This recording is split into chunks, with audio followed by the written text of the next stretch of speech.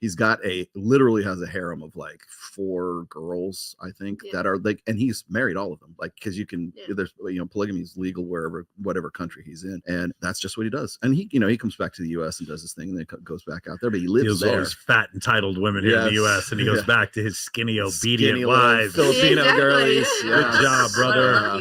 I get it. What is a passport bro? A passport bro is a man who is done with entitled, ungrateful, high mileage women in the West demanding provider status while offering nothing but an attitude and an OnlyFans link. Done with 50% divorce rates, false accusations, alimony, traps, and child support jails.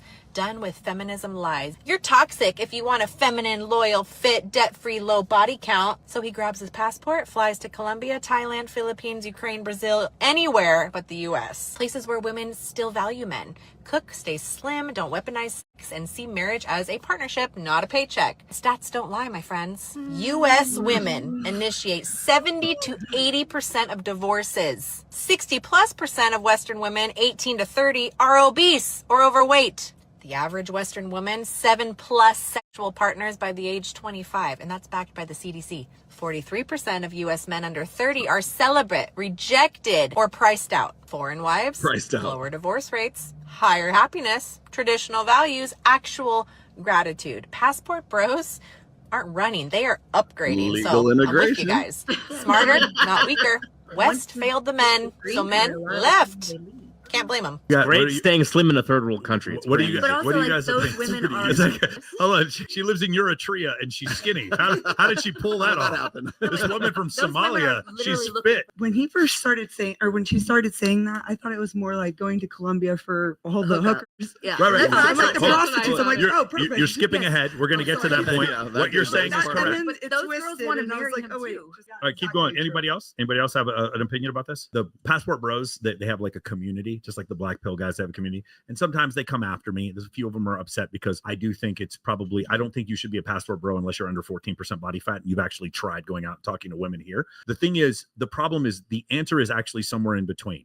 They are right. There are a bunch of entitled women in this country. There is studies that show, in fact, there's no exception to this. If the GDP of a country goes up, the birth rate goes down, in part because women have more options, and that's fine. I'm not in and of it. The problem is, if you're a guy and you want to get married, then it's probably easier for you to go to one of these places and try to get married. Here's the issue. None of these fucking dudes are going to these places to get married. They're going to these places for tourism. All of it. You notice she didn't say Sweden. Why didn't she say Sweden? Because I think the standard of living there is higher than it is here. Right. You notice how she did, like, there are other countries she didn't mention. She didn't mention Germany. She didn't mention the women who go to Japan. They're not going to Japan to be passport bros. Why not? Because those women actually probably make more a year than we do. Only places like Colombia, Panama, Ukraine, where the standard of living is at Mexico or lower. That's what they're looking for. Exploitation in some. Exactly. It's so that's the problem. The thing is, it was just a ton of men that I met that were actually doing this and then coming back to have like traditional Catholic, Orthodox, or Protestant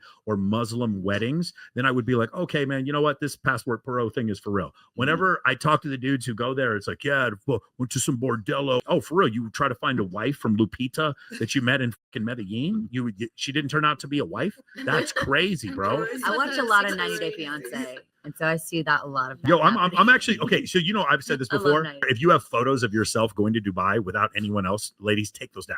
Like, don't. Yes, you need to be hanging out with your family or something. Do not have photos of you in Dubai by yourself, because everyone's gonna think the same thing. Because I'm Colombian. There's no way I'm going back to Colombia unless I have my mom with me in a photo, or my brother, or my girlfriend, or something like that. There's no boys trips to Colombia. There's no boys trips to Colombia, man. Because even if I was participating in that, I don't want people to know about it. So like I would keep that shit on the deal. And there's just all these what do they call, like solopreneurs, these guys, these tech guys that move out to these places where it's just like, the crazy part is, it's like, even if they come there fully thinking I'm not going to pay a prostitute for sex, like they absolutely believe that to be the case, they don't recognize the women can immediately tell you don't speak Spanish. You are from a third world. Bro, my game's so good. She doesn't even speak English. Speak English, I got her, bro. My game's great. I just gave her money because she really needed it. She just needed it just to feed her family. I don't know why she likes me so much, because she's not those fat American women. Yeah, she just robbed me while I was absolutely crazy. Can I throw devil's advocate in here really quickly? Because I actually had to write not even for my blog, but I wrote an article for this one news site one time about tourism, but it was the opposite sex. 40 plus women, like divorcee women, and primarily in the UK, I think is what it was. But there's basically sex tourism for women where they'll go to African countries, or it's usually like East African countries. What's and the average age? or like between like 40 and 50, somewhere around there. And they're usually divorcees, and they're taking the money. I know why. Oh, those Nigerian men, yes. They go there, or they go to Jamaica, or they'll go to Nigeria, or they'll go someplace. And the thing is like the guys there they organize because they know that the girls are coming there, but they're just basically there because they want to get laid. So Yeah, their it's pretty passport, much- HO, what is it? HO3? Yeah, passport hoes. Passport sisters. HO3s. Yeah, whatever the term is. Said You know what I'm saying? HO3s. Yeah, yeah. Shout out to Jamie Jamie Lynn. HO3s in the house. Yes. Only So way I there remember. is actually and they were saying that like globally it accounts for about a third of the of total tourism. Yeah. But it's interesting they go to East African countries and Jamaica and not Thailand and Philippines, Bali or whatever.